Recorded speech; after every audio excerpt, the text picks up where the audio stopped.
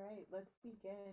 Welcome to our 2023 Autumn Stice Lecture in Social Justice. We are pleased to welcome Dr. Therí Pickens as the Earl and Edna Stice Feminist Scholar of Social Justice. This particular lectureship was established in 2002 to honor and highlight important feminist interventions made through the Department of Gender, Women, and Sexuality Studies Hi, of Washington.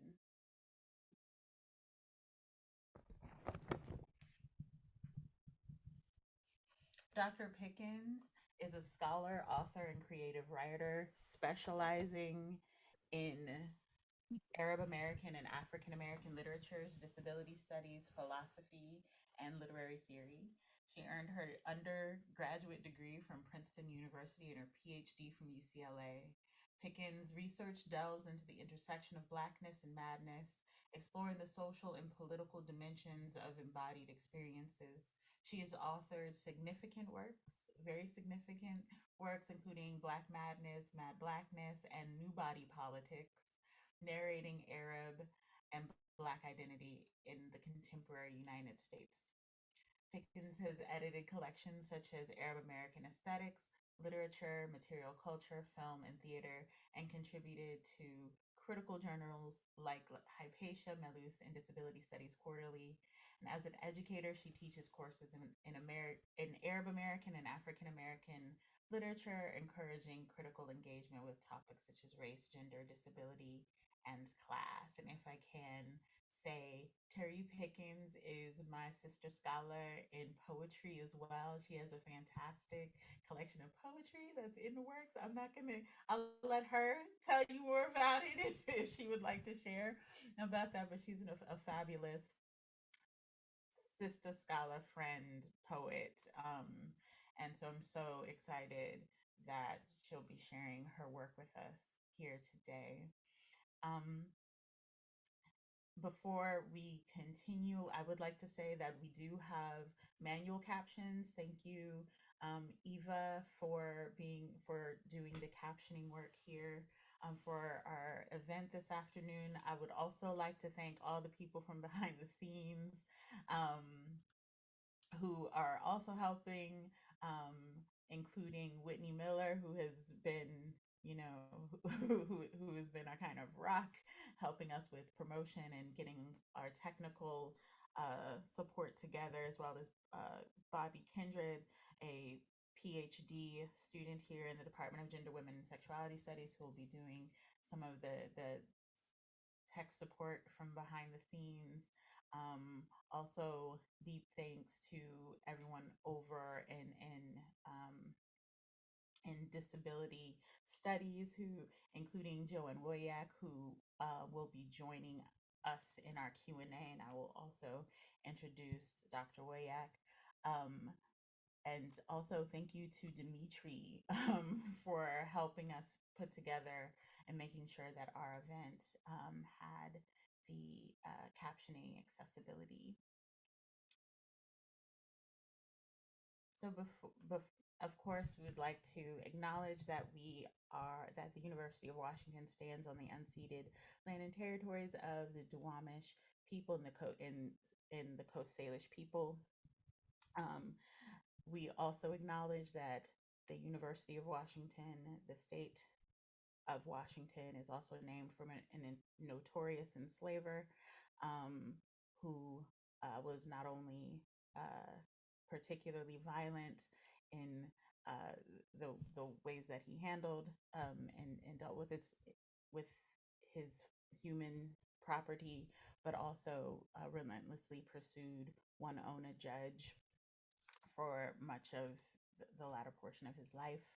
Um, Honoring this part of our past and our present is important, particularly as we sit here and have discussions about the significance of race, gender, disability, and sexuality here in the Department of Gender, Women, and Sexuality Studies. So, without further ado, I will give the floor to Dr. Therí Pickens. Thank you. Thank you. Shall I wait to be pinned, I guess? Folks can hear. Okay, there we are. Oh God, big picture of myself. Hi everyone. Thank you so much for for having me. I'm just gonna thank you to everyone and thank you for showing up. Thank you for doing all the work behind the scenes.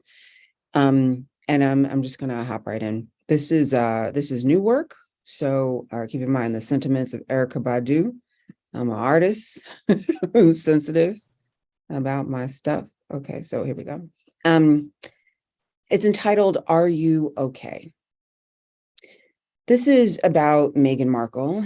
This is not about Meghan Markle.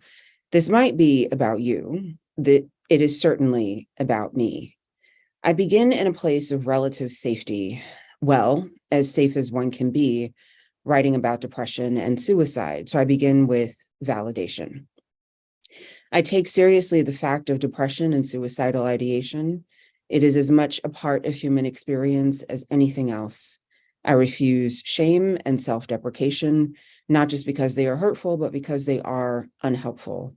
How can anyone possibly deal with depression or a desire for death if it is buried under a mountain of silence and shame? Yet that is just what we are asked to do. We are asked, as Meghan Markle was, not to speak of such things in polite company. Unfortunately, everywhere public, including the therapist's couch, is polite company. That maxim does not just apply to the royal family. I forget where I was when I heard that Meghan Markle had considered suicide. My outward reaction was probably an imperceptible quirk of my left brow. Inside, same girl, same. The first time I thought about killing myself, I was 12. I had just been diagnosed with myasthenia gravis, an incurable neuromuscular disease. I did not know how my life would change. The doctor's diagnosis relieved me of not knowing why I suddenly couldn't walk as much as I used to, why I was tired all the time, why my mother had to spoon feed me soup I could not swallow, why I was afraid to hold anything heavier than a pen. What his diagnosis did not do was give me any measure of hope. First of all, he had to pull out a large reference book to test me. That hefty burgundy blue tome set near my thigh, open to the page on myasthenia. The pediatric neurologist, following the suggestion of an octogenarian ophthalmologist who had seen it all, ran his finger down the page and tested me for each symptom on the list. I passed. I failed. I was given pyridostigmine bromide, which only blocked symptoms for a few hours. It worked until it failed. In my mother's best friend's kitchen, I took one of the chef knives from its block and held it up to the moonlight. The glinting silver looked like a smile. Suicidal ideation, when confessed, tends to be understood as a personal failing. People flinch away from you as if the thoughts are contagious, a disease passing on the breath. Of course, people are more afraid of suicide as contagion than they are of actual viral aerosols. It never occurred to me to disbelieve Meghan Markle. As someone who has considered suicide, I find it nearly impossible to lead with disbelief. The specter of shame feels too imposing, larger for someone in the business of mollifying the public to start there. Telling is too great a risk to one's image. In this case, the risk concerned the reputation of one of the most recognizable families in the world. But she did tell. Meghan Markle told. Watching Harry and Meghan on Netflix, I get the impression that the pair are trying to widen the narrative, in contrast to the British tabloids' focus on the minutiae of fictitious, quote, royal protocols, end quote, incremental changes in posture and speculation about one's inner life. Each episode includes interviews with chosen family, friends, select family, and experts on Black British life. While the episodes trace the couple's private life, the docuseries takes care to depict what is happening in the public arena, including Brexit.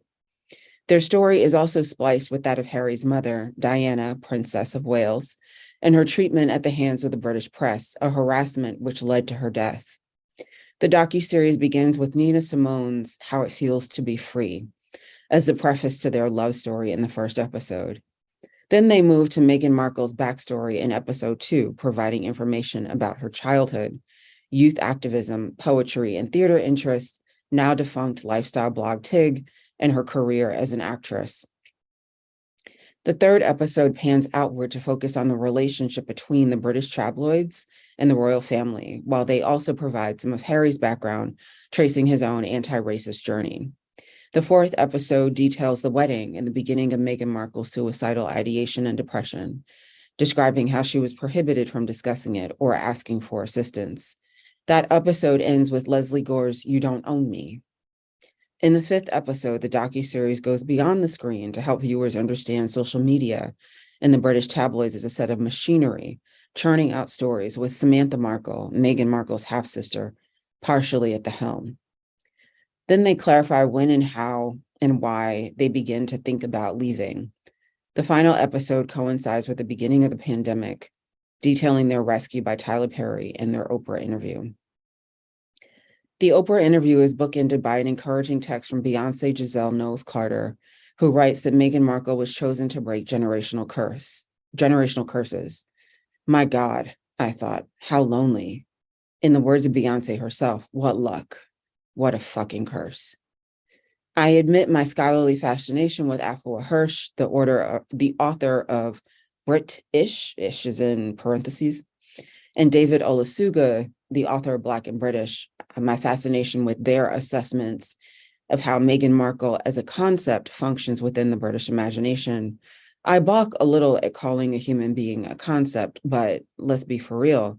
The British tabloids were not talking about the real Meghan Markle any more than the American tabloids are actually talking about the real Meghan the Stallion. Public figures are fundamentally and necessarily ineffable. They become palimpsests for national and global desires, dreams, ambitions, and nightmares. Black British conceptions of Meghan Markle remain tethered to the Crown's relationship with the Commonwealth and those hailing from countries within it. For a Black British public, Meghan Markle represents them for a time. She symbolized the possibility of change and inclusion. Then, with the swiftness of London rain, the influx of white supremacist tabloid coverage indicated everyone was living inside the changing same.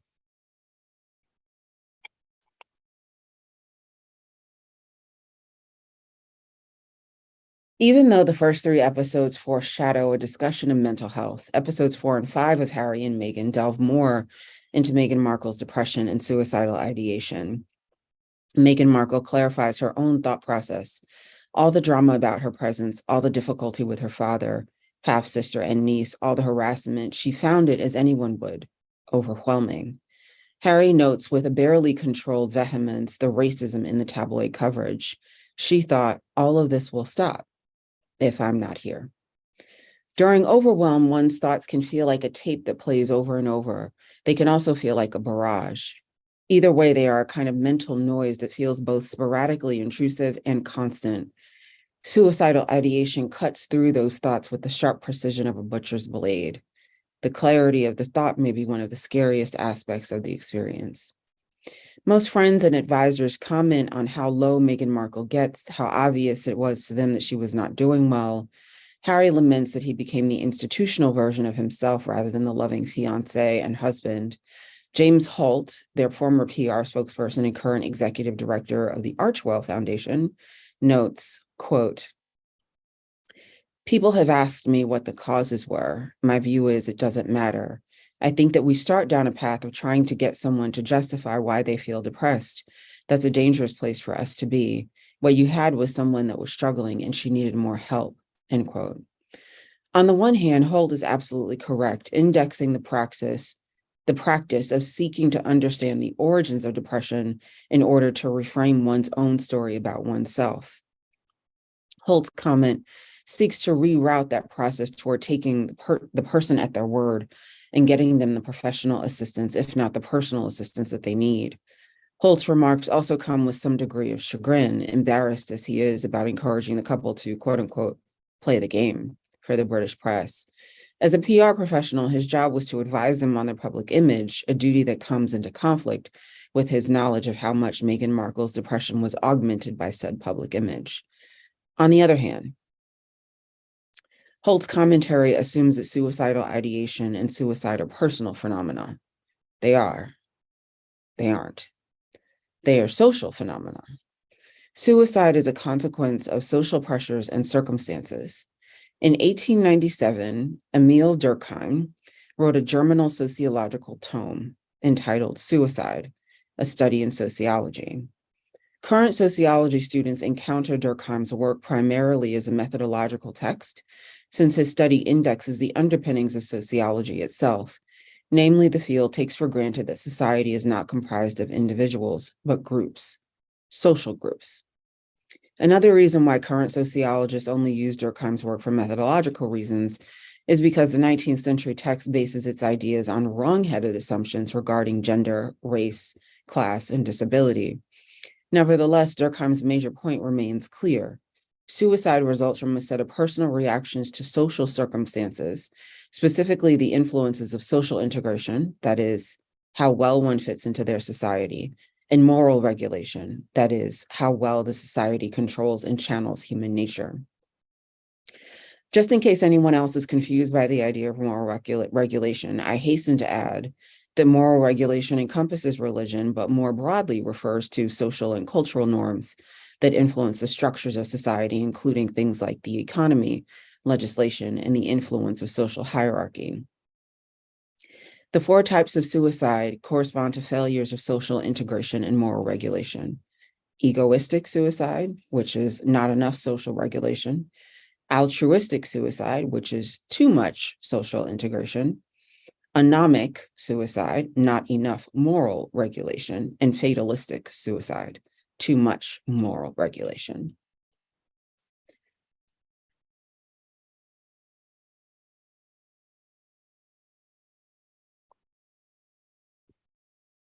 My second suicide attempt was a mix of egoistic and altruistic intentions. I was a 16-year-old first year in college. My classes were challenging enough and my peers were nice enough that their behavior indicated I was an anomaly. While I searched for the ramps to go to class, they hopped up the stairs. They're faster. They're easier, they said. I followed behind the gaggle of backpacked Black students. I even took a picture of them this way. I wasn't invited to study sessions or parties or somewhere just to chill. The school year started to feel like one long pursuit of elusive friendships and the dawning realization that the best I could do as a disabled person was to be invisible. In the wee hours of the morning, I contemplated laying in the middle of Washington Road between Fine and Schultz Hall, but in the middle of the night, there would not be any traffic. I deliberately drove my scooter into the cordoned off area leading to Guillaume, letting the rope catch me by the throat. I lay there dazed, realizing my head had not hit the pavement, a botched self-stoning. When I told the senior I was seeing, he giggled, spitting words in his California brogue between laughs. You got clotheslined. I let the red in my cheek say whatever it would have meant to him. I expect Durkheim would be baffled by this vignette, since comprehending it relies on a complex understanding of Black collegiate social and psychosexual politics, structural and casual ableism, women's friendships, and structural and casual misogynoir. After all, he did write, quote, women's sexual needs have less of a mental character because, generally speaking, her mental life is less developed, end quote. Too bad he published this volume 10 years after his marriage to Louise Dreyfus, with whom he had 2 children. I shudder to think what her intimate life was like. For me, though, Durkheim might reiterate a portion of his argument, quote, society is not only something attracting the sentiments and activities of an individual with unequal force, it is also power controlling them, end quote. In the original text, these words sum up the nature of social integration forces and introduce the problems regarding moral regulation. Without pulling his words too far out of context, I would suggest that they aptly characterize the imbricated nature of how well one fits in and how well one's impulses are controlled. That is, suicide and suicidal ideation is not solely a matter of how well one fits in, nor is it a matter nor is it solely a matter of how well society allows for that fitting in. It is both, always both. Curious by nature and a researcher by trade, I turned to contemporary sociology and psychology to understand the study of suicide now. I encountered some limitations. Some of the literature advertised that it discussed Blacks or African Americans, but the data set only comprised Black or African American men. Other articles began with faulty assumptions loosely based on the infamous, woefully inaccurate Moynihan report. Their biased questions were of little use to me. In addition, it became clear that social scientists have data sets of convenience. College students, for instance, are part of a particular portion of the population, especially in the United States, where traditional student stage of development functions more like extended adolescence than young adulthood. No shade, obviously. One review article aptly summarized some of the other limitations of current study. There is not enough information on suicide completers, and current studies fail to differentiate between different kinds of Blacknesses. I would add, given the history of medical experimentation and state intervention in Black America, I am not sure any qualitative data would be accurate or ample enough to draw conclusions. To my mind, these limitations stem from the prohibitions of the fields. Sociology collects information in aggregate, psychologists at the level of the individual. Both fields rely on the presumption that the researcher receives accurate information that can be extrapolated to explain social or psychological phenomena. When dealing with Blackness and disability, the broad umbrella category under which mental health falls, acquiring information hits several roadblocks, including shame, secrecy, and suspicion. How am I doing with speed? Is the captioner okay? Do I need to slow down? Yes. If you can slow down just a little bit, thank you. Okay, thanks. Certainly, social science has its uses here. Durkheim and others function in an anti-ableist way by removing suicide from the sphere of insanity or individual failure into being a social phenomenon. They crystallize the distinction many disability studies scholars make between impairment and disability. Specifically, impairment describes what happens in the body or mind, in this case, depression, and disability describes what happens when that impairment makes social meaning. The oft-used example still applies. A wheelchair user is not disabled until they enter a building where the only way in or up requires stairs. The same is true here. A person experiencing depression is not disabled until they are denied assistance or told they are, quote, just sad. Yet, social science reaches its limitations when it encounters me and Meghan Markle, because race, gender, and disability cannot be reduced to variables. Moreover, history, both people's relationship to it and how it shapes people's daily lives, connives to distort whatever data attempts to perform such a reduction. The answer, as I understand it, lies in the bailiwick of poets and novelists. After all, the answer to "Are you okay?" requires narrative, complicated, messy, unquantifiable, nuanced narrative. Meghan Markle's understanding of her own story prior to Harry requires some attention to history. I am not attempting to go down the road James Holt warns against, but I sit on my stack of degrees in asserting that we all sit inside history. The docuseries overtly references, usually through the mouth of Harry, how racist the stories were about Meghan Markle in the British press. Though this treatment was indeed unprecedented in its racism toward a member of the royal family, such treatment is not unprecedented in the world of the United States. Just as there are side-by-side comparisons of Kate Middleton and Meghan Markle, there are also side-by-side comparisons of white Hurricane Katrina survivors and Black Hurricane Katrina refugees or looters, as well as similar comparisons of white basketball star Caitlin Clark as a competitor and Black basketball championship winner Angel Reese as classless. These biased depictions are based in the United States' long history of white supremacy. Meghan Markle's specific history, shaped as it is by race, gender, and nation, may explain why the British press's reaction was to her overwhelming and, based on her stated bewilderment, unexpected.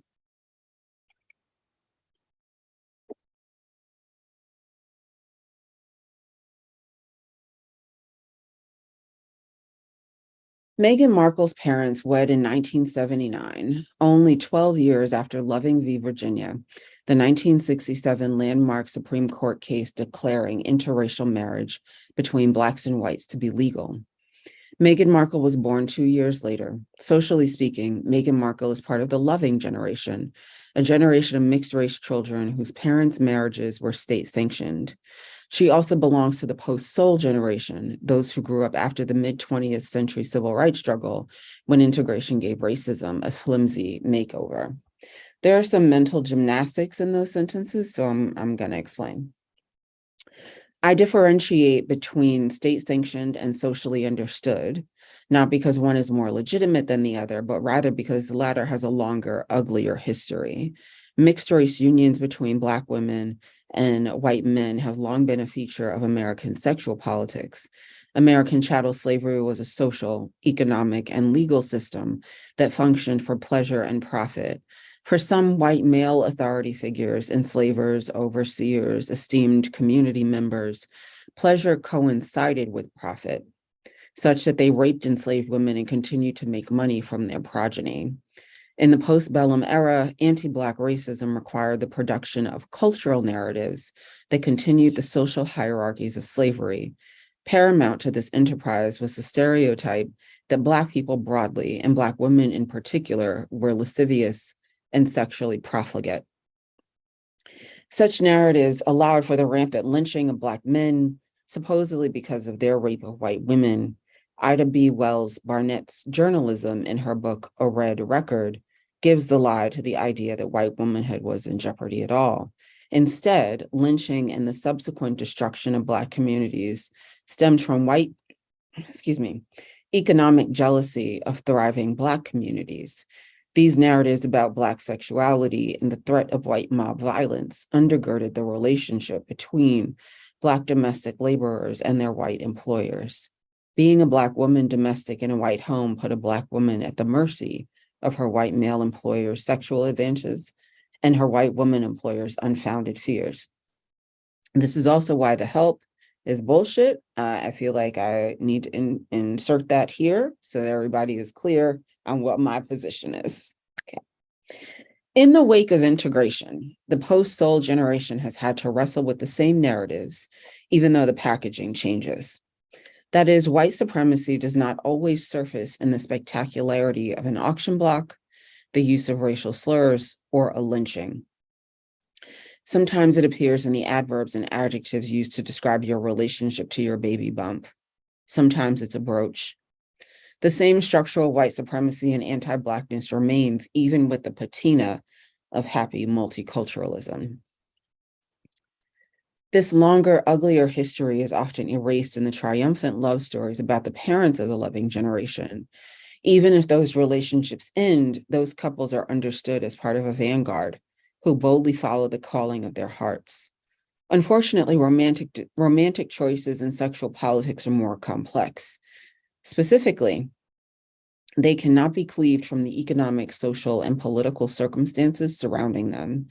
To be clear, I don't know the details of Doria Ragland's marriage to Thomas Markle, but I do know that the category mixed race in the United States has a complicated social history given the history of interracial relationships. Let us also not forget that parenting is difficult labor. There are a slew of authors who, like Meghan Markle, are part of the Loving generation and seek to understand their specific place in America's imaginary. In her satirical essay, quote, Mulatto Millennium, published in 1998, Danzy Senna, born 1970, zeroes in on the absurdity of race and the trendiness of mixed raceness in the multicultural obsessed moment of the 1990s. She takes Time magazine to task for its 1993 cover entitled, quote, The New Face of America, pointing out that the computer-generated face of multicultural America already existed in Puerto Rico, Latin America, Spanish Harlem. The reference to Latinidad is entirely apt given the long histories of race mixing through colonialism, enslavement, and economic oppression. For my part, I see similar versions and variations of that face everywhere I go. And because that face operates as a projected racial fantasy, depending on my makeup, my hair, what language I speak, my face can sometimes be subject to scrutiny. There is a sober moment in the second section of Senna's essay where she writes, quote, "With all due respect to the multiracial movement, I cannot tell a lie. I was a Black girl. Not your ordinary Black girl, if such a thing exists, but rather a Black girl with a WASP mother and a Black Mexican father, and a face that harkens to Andalusia, not Africa. I was born in 1970 when Black described a people bonded not by shared complexion or hair texture, but by shared history."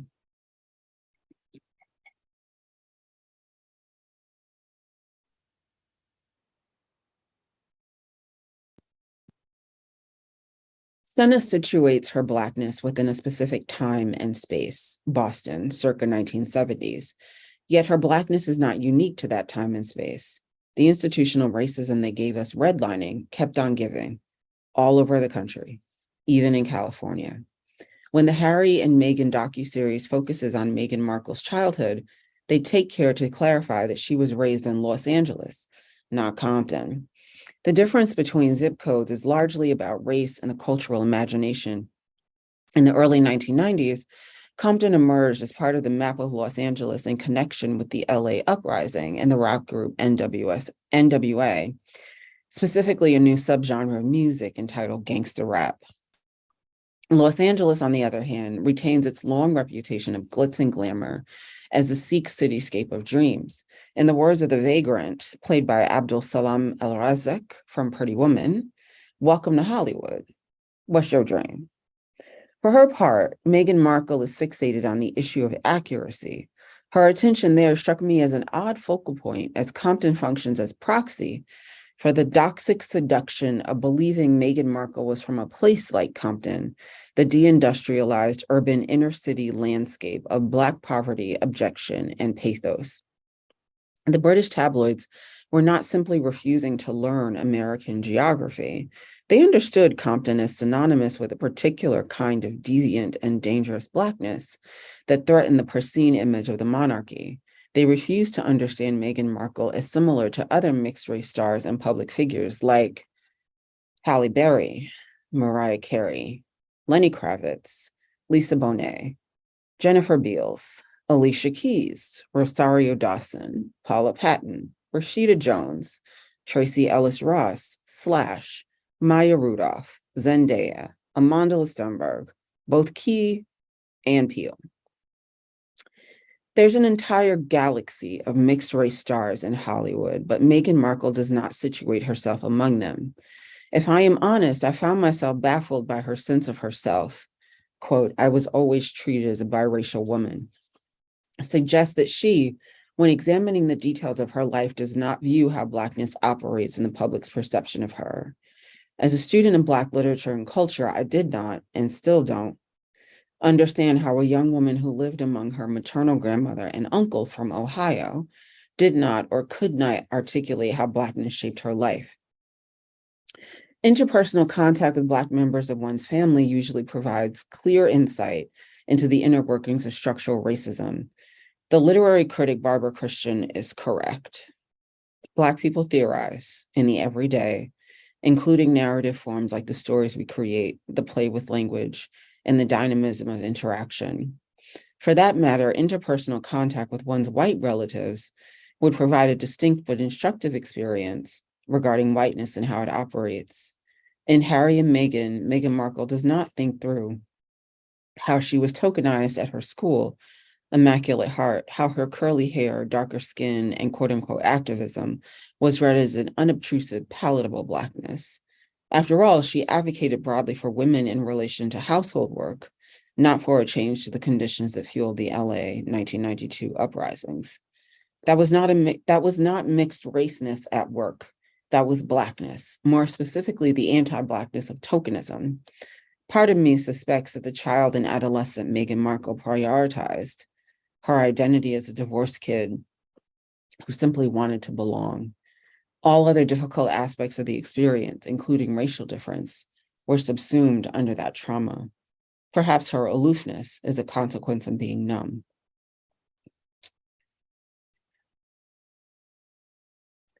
I am also aware that Doria Ragland admits to not having explicit conversations with her daughter about race. My anger at Doria for missing that opportunity still simmers. How does one leave their child unprepared to encounter the world? I am reminded of Michelle Obama telling Kelly Rowland that there is no part of her that wants to be her children's friend.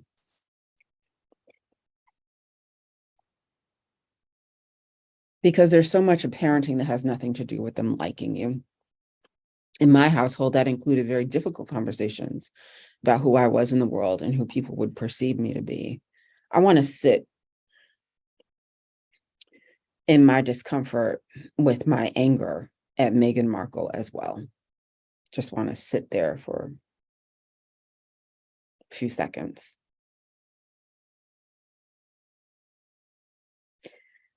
I bristle at her choices. Despite her closeness to her mother, perhaps seeing herself in her mother's smile, in the slope of their shoulders, in the quirk of their brow, and their figure, her social life reflects very little engagement with Blackness, a white sorority, Kappa Kappa Gamma, a largely white friend group, few relationships or articulated role models among mixed race or Black Hollywood, and what feels like a willful aloofness about race. I stiffen with my own consternation about these choices. As a child and young woman, I have felt the violence of being the, quote, one Black friend. As a professor, I have seen how a cadre of white women can fail to support their one Black friend, their one mixed friend. And looking at Meghan Markle's sorority photos, I cannot help but wonder whether she was safe then. Was she okay?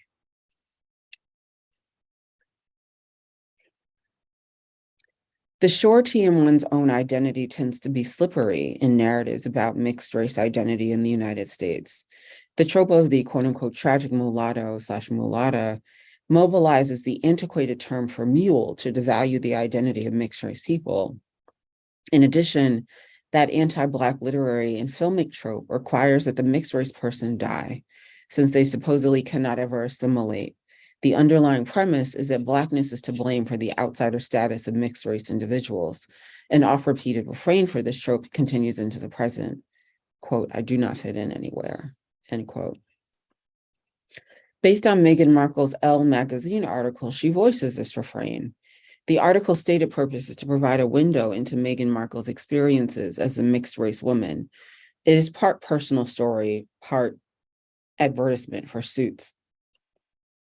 She states that the writers and producers were looking for Rachel Zane, so Meghan Markle could perform Rachel without needing to fit into the narrow confines defined by race, hair color, height, weight, figure, and the like.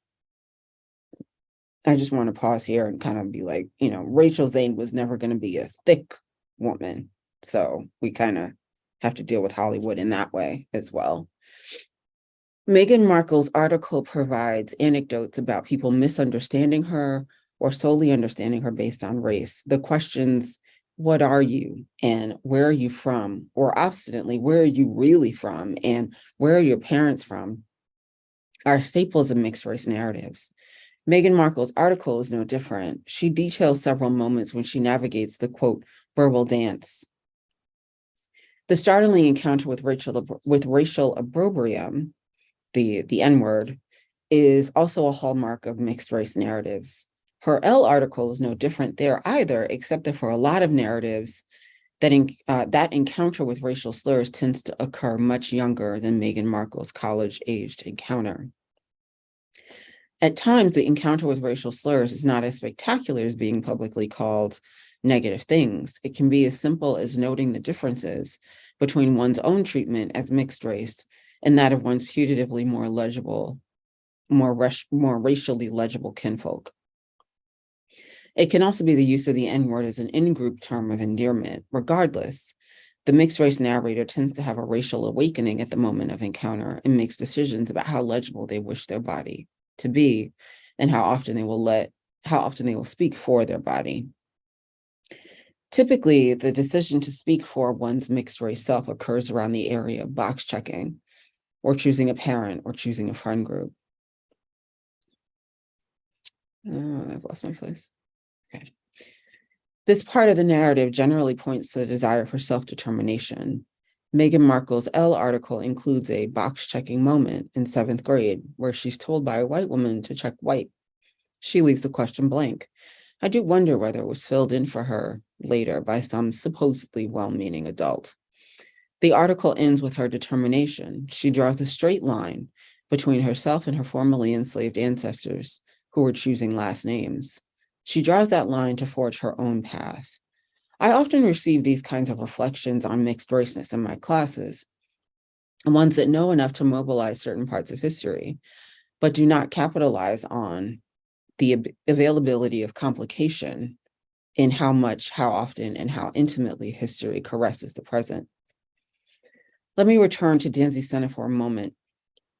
Senna's work crystallizes how absurd racial categories are in the United States without dismissing or diminishing the history of how said categories come to be.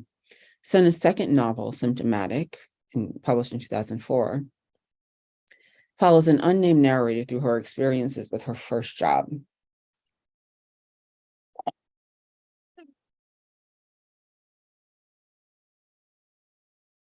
The novel deftly uses film noir techniques, an abundance of half-lights, low-lights, shadows, doppelgangers, and spotlights, to pinpoint the absurdity of another mixed-race woman, the antagonist, who takes her understanding of her identity to a codependent, then homicidal extreme. Like other novels with unnamed narrators, this protagonist allows for the seduction of the first-person narrative to permit readers to imagine themselves or someone they know in the main character's place. Moreover, the absurdity of the plot spotlights the absurdity of how race functions. The protagonist is not ignorant about American history, nor is she unaware of how whiteness functions as currency, but she's exhausted from having to define and redefine herself for a public that voraciously reads her. Her solution: go to California, specifically Los Angeles, where a multiracial and multi-ethnic friend group does not force her to choose. Senna's work does not suggest that mixed race people must choose. Instead, Senna's work indexes what happens when one refuses to account for the brutality of how one is understood by others. In Symptomatic, the protagonist is certain about her own identity and understands the absurdity of race, even as she laments how it shapes her social life. It is the antagonist, villainous narrative foil, who cannot come to terms with the limited knowledge of the public, the uncomplicated, inaccurate stories people tell themselves about race. It is not only a matter of how well she fits in, it is also a matter of how well society allows for her to fit in. It is both. Always both. The willful aloofness, because of cowardice, confusion, or coercion, results in a rage born of heartbreak. Like any good student in the social sciences, I refuse to assign causality to Meghan Markle's mixed race identity as it relates to her suicidal ideation. Excuse me. One sec.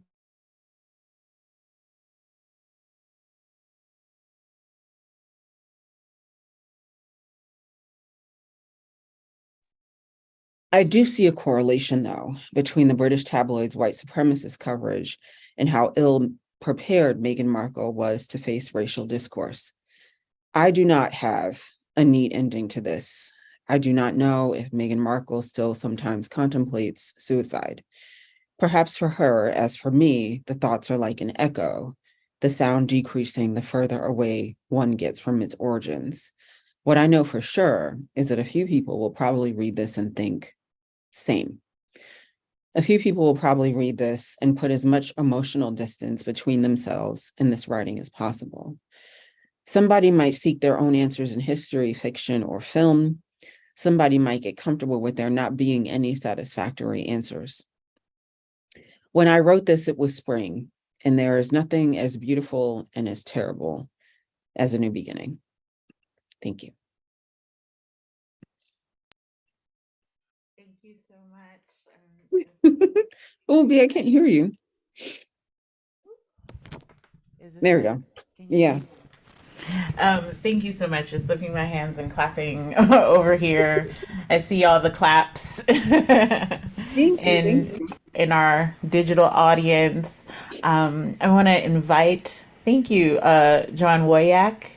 And if I'm mispronouncing, please correct me. Our relationship has been via email thus far, but hopefully that will change. Of course, in an effort to one, acknowledge the interdisciplinarity of both GWIS at UW and disability studies, and open to have an open and ongoing conversation with disability studies. I wanted to invite Dr. Joan Woyak, who is currently the associate teaching professor in our disability studies program. And she's also a adjunct associate teaching professor in bioethics and humanities in the School of Medicine. Her courses and research investigate topics in the history of disability, the history of eugenics movement, the intersections of gender, sex, and disability, and disability studies interpretations of speculative fiction texts. Her research interests encompass the social justice implications of knowledge about genetics, reproduction, and health in the modern era in relation to disability in American and British history and culture. She has studied and published on the history of forced sterilization and constructions of mental disability in Washington state, the rhetorical use of eugenics in public discourses, SF representations of disability and eugenics, and disability pedagogy. She is active in developing curriculum and pedagogy for the Disability Studies program and supporting UW student disability organizations and activism. She is a past president of the Society for Disability Studies, the major international organization that promotes DS research and teaching. Thank you and welcome, Joanne, to the discussion. So I just wanted to give us a few minutes, as the three of us, to have a conversation and perhaps ask you some questions about your talk today. I'll allow Dr. Woyak to begin. This is Joanne speaking. Thank you so much, Bettina. It's good to see you in person-ish, and Therí, to get to meet you. I so much actually want to listen to everybody else's feedback. I don't have a constructed question yet, having just heard this wonderful piece of work. I'm kind of located right now on your not conclusion, right? Typically of how well society allows her to fit in. It's always both, right? Of fitting in and how well allowed to fit in. And I'm kind of generally wondering, as a disability studies person and having some of my DS students and grad students, if you situate that around some of the other theorizing in disability studies right now. I don't want to throw anything out there because I have not tried to digest this yet. I don't know if there's anything for you to chew on there, Therí, or if that's just going too far off. No. So there's a couple of different things. This is new work from a new project that's trying to metabolize what disability looks like when we see it kind of in public, what disability and other social identities. So I've got an essay on pumpkin spice and I've got an essay on romance novels. But this is one that I was kind of thinking about because we talk about depression and suicide, even with the kind of recent passing of Matthew Perry. We talk about it as though it is like a natural culmination of disability, or we talk about it as though it is sort of away from disability studies or disability justice. And I was very pleasantly surprised to find that Emile Durkheim's work, the sort of fundamental foundational work in sociology, actually does take an anti-ableist approach by situating disability inside the social structures of the world that we inhabit. And so I think the essay can benefit from some of the new work on disability and mental health and suicide. But I have yet to do that. And so this is kind of the first attempt at this work so far. It's also kind of meant to be a personal essay, so it doesn't have the impetus to cover all of the research that would be covered in the same way that it would if it were an academic essay. That being said, there's something compelling about Meghan Markle as a concept. And the reason why I keep referring to her with her full name is because I don't know Meghan.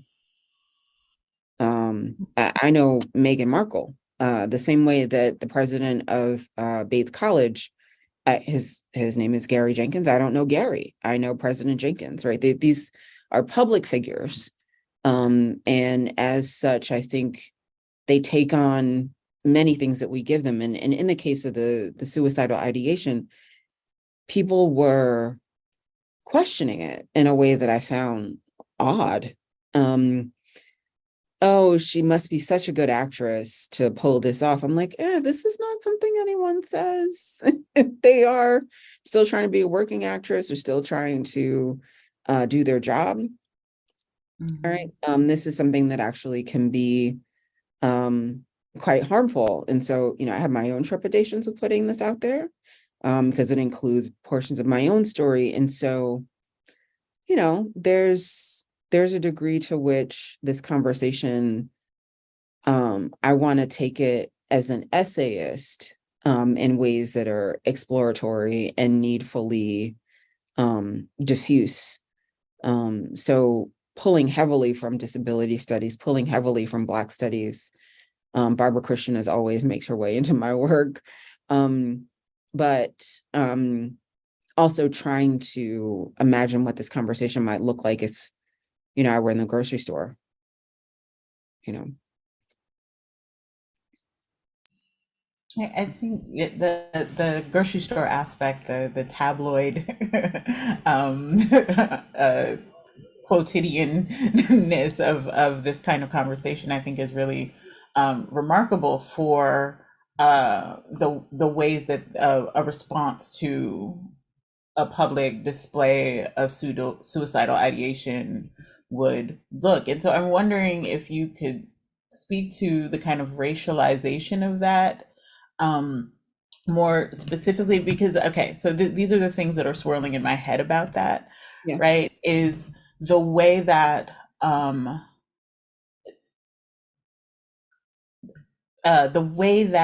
Black womanhood, or the ideas around Black womanhood, popular ideas around Black womanhood that are outside of Black community as well as inside of Black community, that embrace or mandate a certain idea about strength. And that when there is, this is not a strong Black woman question, but it kind of is, because I'm also thinking about the response to another public question of suicide in the face of police violence, and that's Sandra Bland, right? That they're like, at once, like, where is, at once, how can we account for the ways that she may not have been suicidal, or the ways that she was, she had a history of being suicidal but may have not been suicidal? And then how do we account for the production of violence around a person like Sandra Bland, in the way perhaps that we imagine someone who could be suicidal would be? Yeah. Like So those kind of, yeah. Yeah, so there's a couple of different things that I kind of want to touch on. The first is that people often understand suicidal ideation as constant, and sometimes it is, sometimes it is not. Sometimes that thought slices through other thoughts that are really trying to work out whatever the conflict is between the person and the rest of the world that they inhabit. And sometimes that thought is slices through and is summarily dismissed. Sometimes that thought stays there. And then there are days where the thought is completely absent. And so I think in order to understand how something like the strong Black woman stereotype archetype amasses a violence around itself, it amasses part of that violence because of the ableist notion of both strength and the ableist notion that that disability doesn't have a kind of fluctuating line or thought process or pathway. So I think in terms of the violence that can be accrued around Sandra Bland and sort of the disbelief of her own suicide, or what people are saying is her, let me actually rephrase that. The disbelief that Sandra Bland committed suicide while in police custody, and also the acknowledgement that Sandra Bland was at points saying she was suicidal, that the violence of what people think happened, which is that the police killed her and then said it was suicide, right? That violence, that all of those narratives require a confluence of white supremacy and misogynoir, ableism, and this desire, and the desire of whomever is interpreting to believe or not believe in the possibility of suicide and what it means. So I think on some level, however people read Sandra Bland says a lot more about their political commitments than the actual story. And then also the actual story relies on a certain set of political commitments to sound true. And in the same way that no one asked Meghan Markle whether or not she was okay after she gave birth to her first child or lost her second, the presumption of strength because she was understood as Black and not mixed race, that presumption made it easier to not believe that she wasn't okay. So there's a section in the Harry and Meghan docuseries where some guy asks her, "Are you okay?" And she goes, "No one's ever asked me that. People have yet to ask me that." And I'm like, well, did Harry ask you? Like, what is happening? But also, this is not a question that people ask, right? I could say so much more about,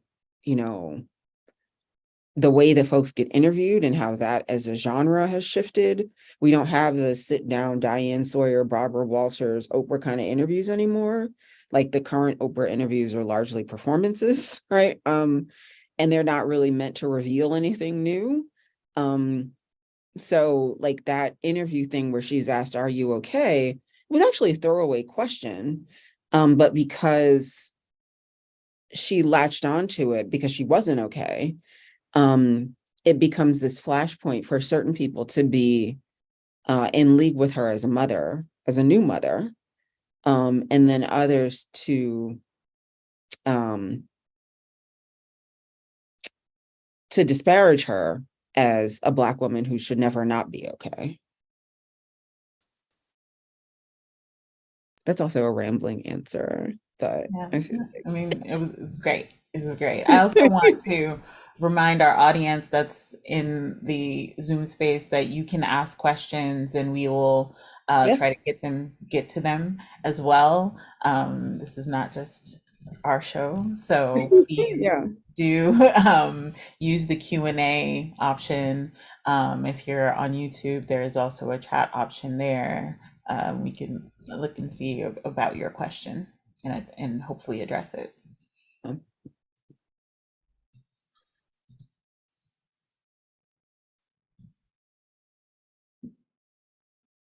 If you don't have another question or point of entry, Joanne, I have another. I have so many questions. So but I will take yours, Bettina. will, Yeah, I'm happy to hear that also, and I'm cogitating. Thank you. I'm also thinking about the concept of revolutionary suicide Mm, as it relates to uh, uh, one not just revolutionary suicide, but all of these altered forms of suicide that Black folks are able or or um, or the narratives around Blackness focus on these being the conditions under which Black folks might commit suicide. One, it being revolutionary, it being like saving one's life mhm, from the world, and then also the idea of the kind of 1990s notion of suicide by cop, right? mhm. And how um, these these kind of I'd like to know your thoughts about the kind of racialized ableist notions around what that might look like, and how uh, racial and gender formations might be informing these augmented forms of suicide and suicidal ideation. Yeah. So the first thing I can think of is that this is not something that Durkheim could have anticipated, even though it was happening around the time that he's writing this. And prior to the time that he's writing this, it's a very interesting moment in the text where he mentions, quote unquote, the Negro of the United States. I'm like, you're in France. You ain't seen a Negro from the United States in your life. What are you talking about? Um, but the idea of a kind of revolutionary suicide, I think, doesn't fall into any of the categories that Durkheim has. And furthermore, it understands suicide as the necessary and logical reaction to the ways that oppression and disenfranchisement make life unbearable. And so when it's understood that way, then it becomes a way of thinking about something like despair, which we understand is a part of the human condition. But in the wake of Emily Dickinson's, Hope is a Thing with Feathers, we also think of despair as something that needs to be gotten over. And I think disability studies and Black studies both take very seriously this idea that despair is a space where you can linger, and linger helpfully, because it's a radically honest assessment of the world. So um, when I consider something like suicide by cop, part of what I am considering is the prison industrial complex and someone's relationship to it. I'm also considering the ways that suicide by cop understands the behavior of police officers as always already trigger happy when it comes to Black folks. That the difference between a Dylan Roof and and so many other people, Philando Castile, like Breonna Taylor, right? That the difference there is clearly a difference of race, and very clearly a difference of how race is understood, or Blackness is understood in terms of criminality. So that notion of suicide is very largely dependent on an accurate assessment, often, of what is possible in a situation where one is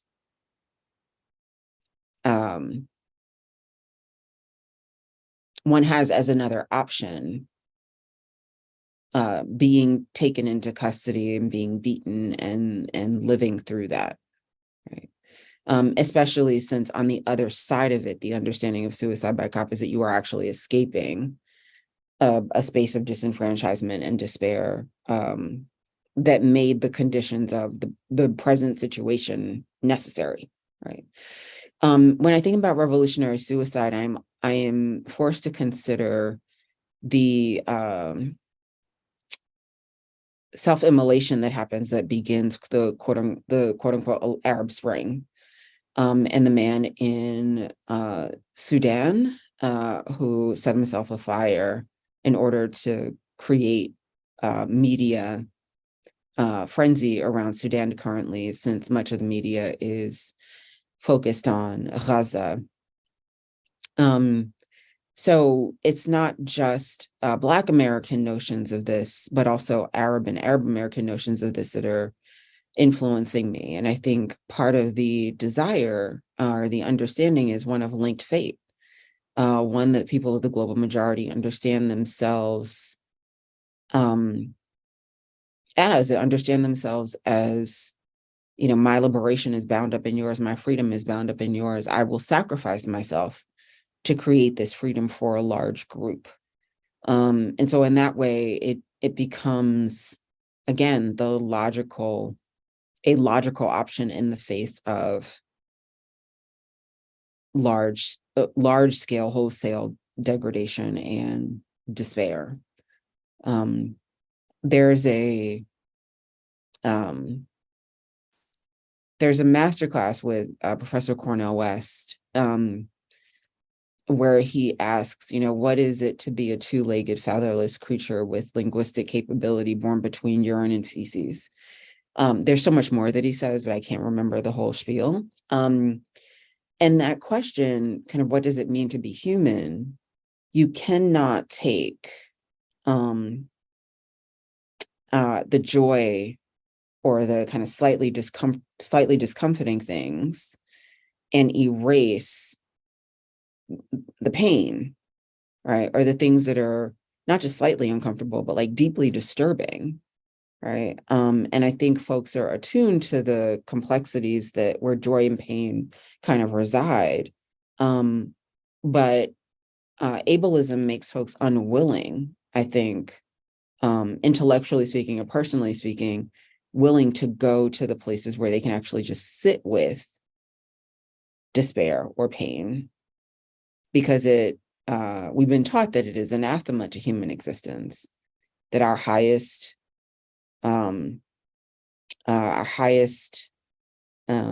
priority is self-preservation, right? But if you know that you cannot preserve yourself, what then do you preserve? And I think these are the questions that folks of color often wrestle with when they're faced with, you know, do I set myself on fire because, you know, what's happening in Libya right now is so difficult? Do I set myself on fire so that people understand what's happening in the Sudan and the Congo? You know, that's kind of where we are. I think there's also some kind of cultural prohibitions to talking about suicide. I don't want to dismiss that, in part because Blackness, the understanding of the kind of a large cultural understanding of it is that it is fundamentally about survival. And for some people, it just isn't.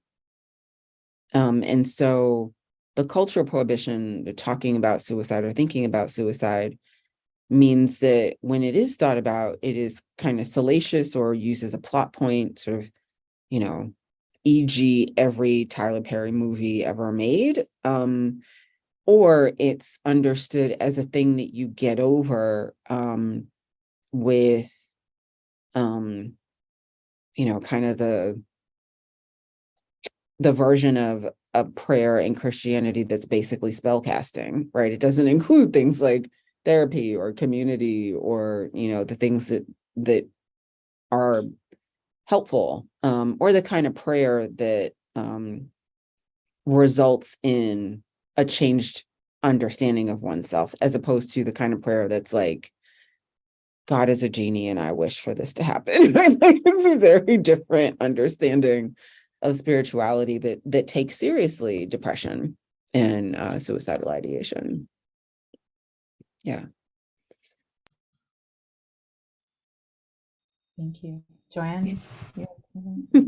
This is Joanne, building off that, but not, I picked up on you saying that you were about the field of disability studies, that you were pleased that it takes seriously despair as a space to linger and linger helpfully, and that ableism makes it impossible, difficult to sit with pain and despair. And I just wondered, could you we've been reading, say, in some of my classes, some of the epistemology of pain, right? I mean, I think that there is some scholarship around pain, and I don't want you to dwell in other pieces of scholarship, but where you are in your own conversations, maybe even thinking about suicide and pain and embodiment and some of that around where the field is now, because I mean, it is where it is because of you, right? Also, you are pushing forward these conversations, right? You are asking us to challenge, the sort of tropes of mutual constitution of race and disability, right? Which I think a lot of us had been sitting with as very troubling until you put that forward. It is troubling. We got to look at the gaps and the folds. So I don't know if there's just a little bit of space here for you to maybe even connect this around the idea of pain and where disability studies and ableism are around pain. So I'm looking directly at Deborah King's African Americans and the Culture of Pain, which I think was a particularly formative and useful text for me to think about. In, I think, chapter 5 of the first book, Elaine Scarry, The Problem of Pain and the ways that she thinks through how pain doesn't have a linguistic referent. And I think, thinking of pain itself as a moment of disability, because it steals your language, not just because it controls your body, but like that moment was very formative for me. I was like, pain, as someone who I have all the words and I am seeking more, like as a scholar, as a person, I have all the words and I want more words. And like, I read the dictionary, so for pain to be the thing that steals your language, that itself is a disabling moment. So to understand pain as a necessary conversation in disability studies, I think that's where the field begins.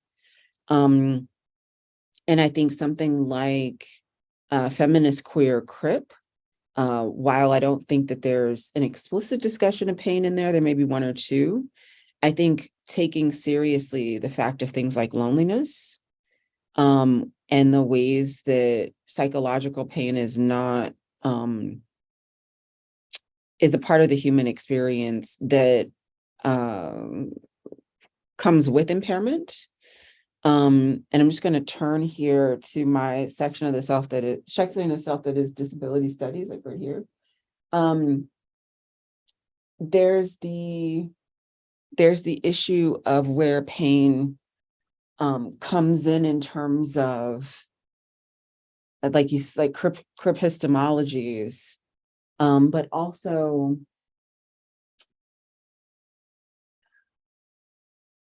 there's something about the scholarship that's always just working through, right? Like disability studies scholarship, I think to my mind generally has like a praxis of, I'm continuing to move through this. This is on a trajectory.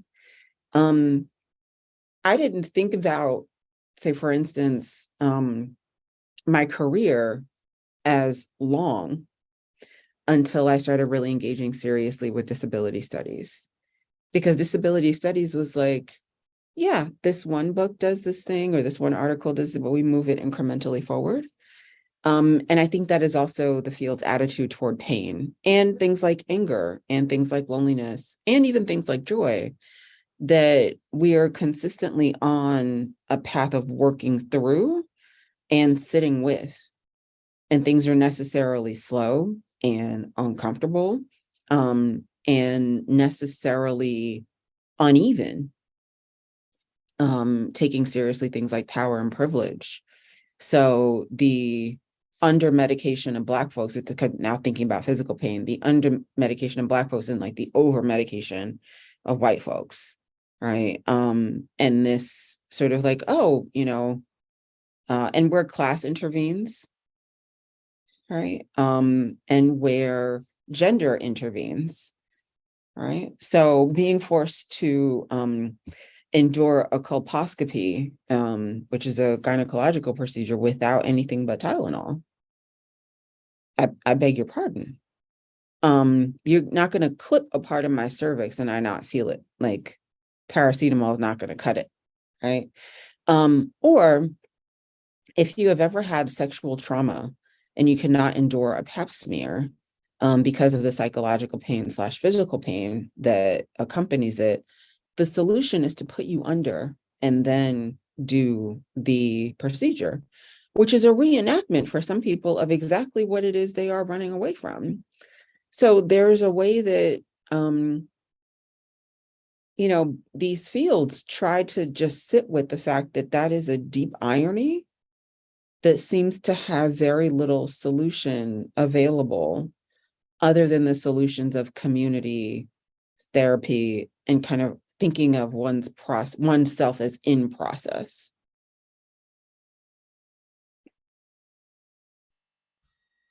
Yeah, thank you. We do have some questions from the audience.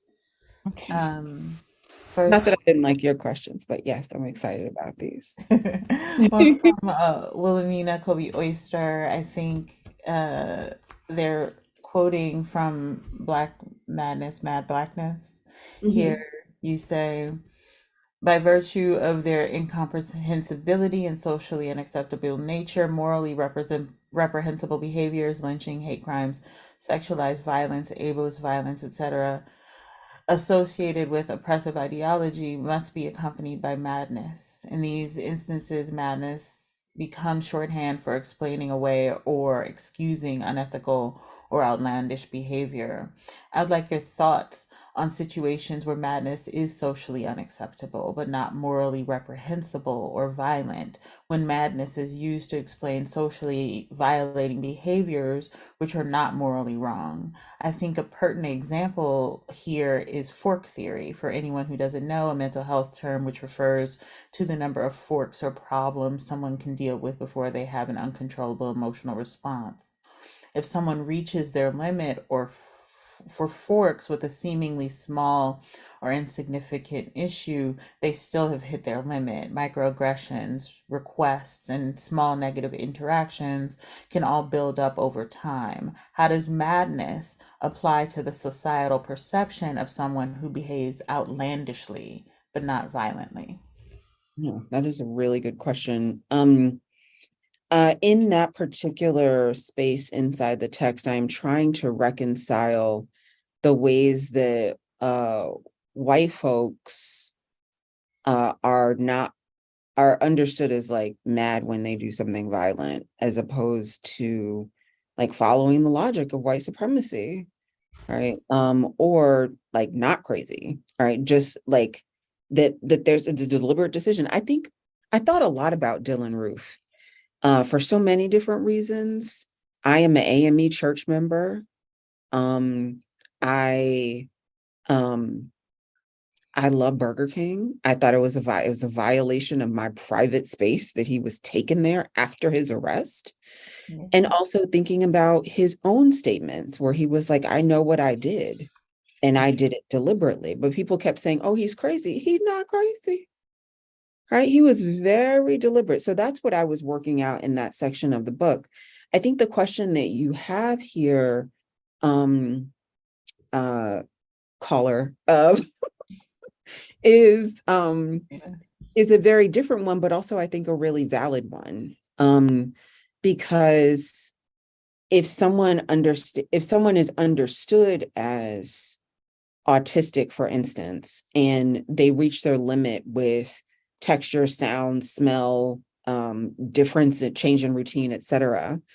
Those who understand that person is autistic will not understand that anger as socially unacceptable or even violent, right? They'll understand it as a natural progression of a bad day.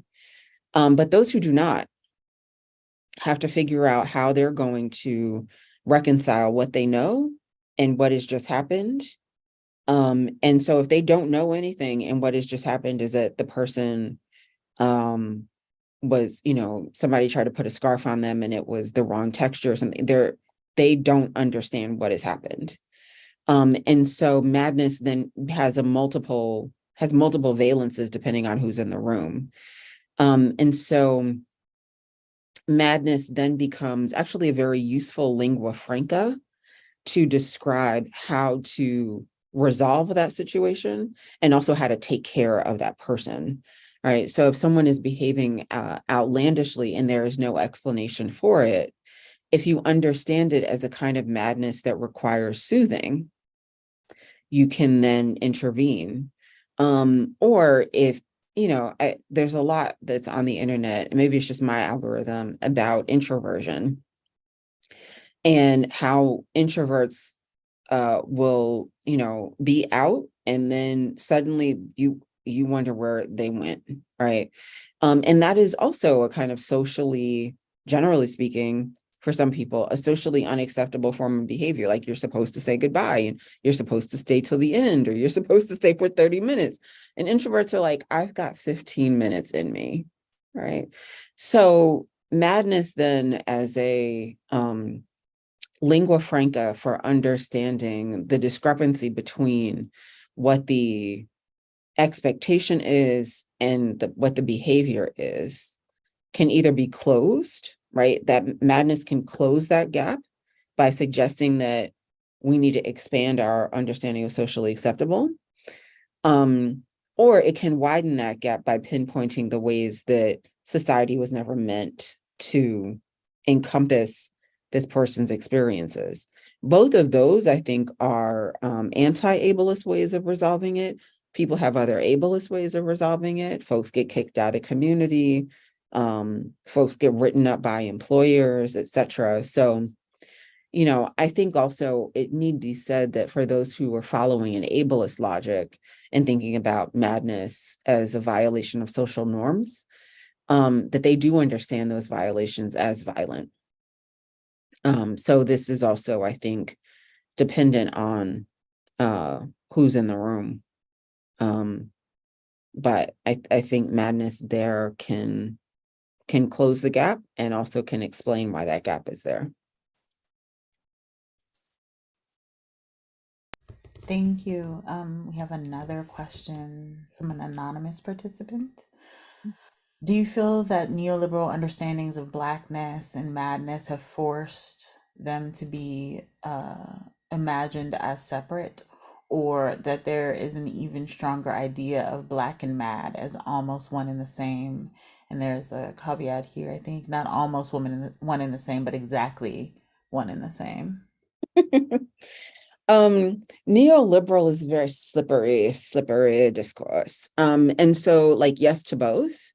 And neoliberalism as the discourse that forces us to have individual solutions for structural problems, as one that desires capitalism, has a vested interest in separating blackness and madness, by virtue of ignoring the ways that black mad and the mad black, kind of thinking about the theories that I developed in the second book, that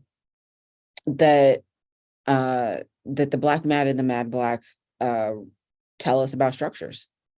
And so neoliberalism has a vested interest in divesting us of a set of ideas that keep us wedded to structures. But also at the same time, neoliberalism has a vested interest in discarding, right, by virtue of its hegemony, discarding those who are unassimilable, according to neoliberal logic. And so to dismiss someone as too black or too mad means that they cannot be part of the solution, and they are not part of the capitalist framework that drives neoliberalism, and they can also no longer or never have participate in quote unquote polite society, right? So, like, yes, yes to both, unfortunately. We have, oh, well, now everyone wants to ask questions. Y'all know we end at 3, I mean, at 5, right? But maybe we can get to like one of them, or Joanne, if you have any uh questions or. I do want to say that yes to Monica's. I'll I'll take Monica's, right? So, Yeah, okay. all right, if you can see it in the Q&A, thank you, Monica, for disclosing your own experiences. I appreciate your courage here as well. Yes, higher education institutions do not do well in terms of caregiving. Are there ways that universities can make structural changes to support the mental health of students overall, or is it the overall nature of the institution that will not achieve the level of support needed to support their students? Is there anyone's work that I would highlight? So I can answer the second question first. Margaret Price has a book called Mad at School that I would highly recommend.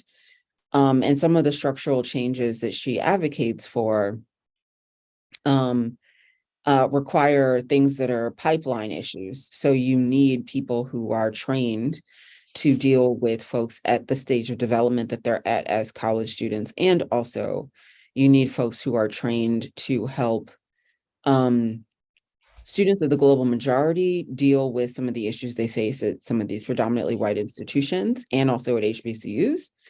And HSIs and tribal affiliate colleges. And also you need folks who are positioned to help white students understand that some of the things they are facing actually have to do with the way that white supremacy kind of structures their life, I think. One of the structural changes I have seen be quite useful, despite the fact that there are some significant pipeline issues, are colleges that work with local hospitals. So Princeton has, at least it did when I was there from 01 to 05, a relationship with the local hospitals such that folks could get folks' student insurance covered assistance from those places. And Bates College currently has a relationship with both of the hospitals in the town, St. Mary's Hospital and Central Maine Health Center. And those actually have been quite a boon to students for things like mental health assistance, but also things that help mental health, like physical therapy, gynecological appointments, STD testing, all sorts of things that actually just allow you to operate as an adult. I think the biggest issue that colleges face is that they're dealing with adult learners, but they are also treating those adult learners like child learners. And so the biggest difference that I understand between childhood and adulthood is that as a child, people come around you and tell you, this is what you need, and we are here to give it to you. As an adult, you are responsible for saying, this is what I need, and here's how I'd like for you to give this to me. And that switch is a hard one. It's one that many adults don't learn or refuse to learn, sort of learned helplessness, as it were. And I think there's a structural issue with colleges where they fundamentally find it difficult to move someone helpfully from here's everything you need to ask us for what you need. That transition is supposed to happen somewhere between first and second year, second and third year, and it often can't because the structures aren't set up for that. So people often get like a rude awakening at the end of college, or during college, they need something and no one tells them that this is the thing they could need. And they're waiting for someone to tell them when those folks are waiting for them to tell those folks that they need something. So like, I think it is both that the universities and colleges can make structural changes, but also that you're dealing with a population of folks who are in flux. And so some of the structural changes won't be one size fits all for students. Yeah. Joanne, I wonder what you would have to say about the structure of the university and this issue around mental health in the students, particularly with your connections to the medical school here at UW and your position in In disability disabilities studies. and disability studies. Yeah. Yes, Joanne. No, I think that's such an important point to bring up, that we are woefully under-resourced in terms of mental health service for students here. I don't know that we have those networks and structures that you're speaking of in other locations, Therí. And we're under-resourced in terms of even disability services for students here. We do not have nearly enough counselors. We still adhere to medical model, sometimes usually documentation, not always, it's been loosened a bit.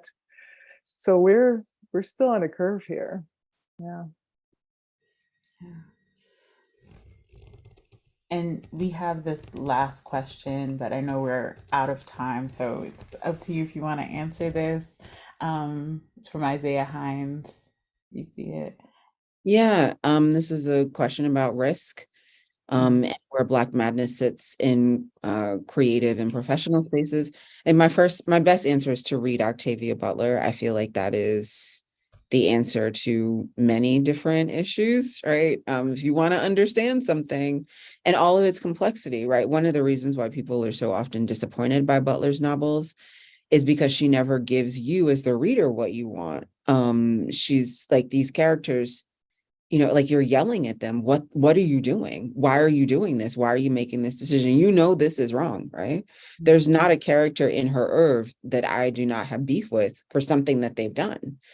But the twists and turns of her plot lines, because it's usually a trifold plot line, speak to the confluence of structures in the world, as well as the possibility of individual choice, and what happens when you have to make that choice between a rock and a hard place, and like, here's you, right? So Butler is a theorist, right? In addition to being an artist, sublime and supreme and wonderful. But there are also a ton of Black disabled creative writers and scholars, right? And so I surround myself with their work, even when, and perhaps maybe most especially when they are problematic. So I think about Toni Morrison, and the ways that she could sometimes be problematic around disability. Oh, don't hate me. And I think about Bettina's work, right? Patient is masterful in terms of what it does in thinking through history and sitting with it and theorizing with it. And like that first poem is so, like, I read it, I was reading it at a workshop, and it was my first time encountering it. And I just, like, I put it down, I walked away, I was like, is she finna kill me? I don't know how I'm gonna finish this book.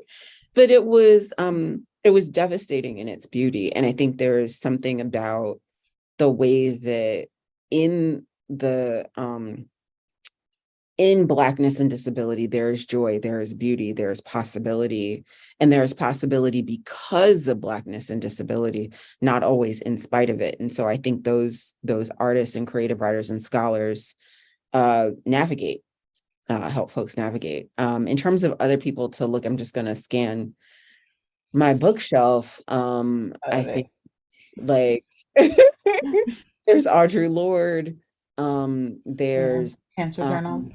Yeah, Cancer Journals, and Sister Outsider to some extent. I think I can see that. Imani Perry, it traces through her work in some really subtle ways. And then I'm looking down. Evie Shockley's Renegade Poetics has some really brilliant discussions of how poetics can kind of shift your understanding. Her poetics as Renegade Poetics does some really interesting work. Dennis Tyler's book is fantastic. And I think in terms of like maybe a taxonomy, Lamar Bruce's book works. And Sammy Shock's first book, I think, does a lot there as well, even though she comes to claim her Black disabled identity much later. But that first book does some really cool work. I'm just going to look over here at the poetry section. So Taya Himba Olio is a good one, as is Stylius Moss, Slave Moth. Yeah. And I know you're gonna say Khadijah Queen. Yes, You because know we that's love it, Khadijah Queen. yes, because I was at the M's, so at the Q, yes, Khadijah Queen, and where am I at? Ooh, Patricia Smith's Unshuttered has some really interesting possibilities as well. Just as a project, it's really, really good. Solmaz Sharif is wonderful as well. And I think in terms of Arab poetics that deal with disability, the collection Inclined to Speak does a lot of really good work. And Lucille Clifton and Rita Dove for good measure, as well as June Jordan, actually. So yeah. Thank you for that reading list. Straight from Therí Pickens' bookshelf. I appreciate that. Yeah. Well, we are over time. Thank you so much for joining us. As usual, I love a good long kiki with you, Yes. Dr. Pickens. and and thank you so much for joining us, Joanne. It's wonderful. I hope we can continue to collaborate between Gender, Women, and Sexuality Studies and the Disability Studies program. We definitely have students who are thinking on those intersections, and so I think we need to be more proactive in making sure that we know each other. I appreciate that, Bettina. And they're here right now, in fact. Yes, Well, yes, Shout yes. out to the students. Yay. Yeah, we got tons of students. we We got got tons tons of of students. students. So Yeah. thank you so much for bringing them along, and I know we kind of already share them in some ways. So thank you everyone for joining us for our STICE lecture in social justice. This talk will be available it has been streaming on YouTube and will be available on YouTube, so we can watch it once again. Not me, you. Frightens me to hear my own voice. So, Same. so thank you all so much. Have a Thank great you, evening. everyone. Stay safe. If you have thoughts of suicide, I think I'm obligated to tell you to dial 988. Mhm. Yeah. And you're not alone. And you're not alone. Yeah. Thank you so much. Thank you. Bye, everybody.